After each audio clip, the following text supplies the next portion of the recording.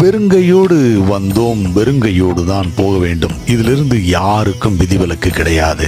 Alexander the great இதை ரொம்ப அற்புதமா இந்த உலகத்துக்கு சிம்பாலிக்கா உணர்த்திட்டு போனாரு.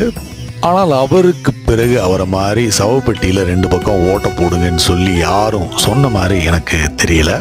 அலெக்சாண்டருக்கு இந்த ஸ்டைல் ரொம்பவே பொருத்தமா இருந்திருக்கலாம். ஏன்னா அவர் உலகத்தையே கான்கவர் பண்ணார் அப்படின்னு சொல்லி கேள்விப்பட்டிருக்கோம்.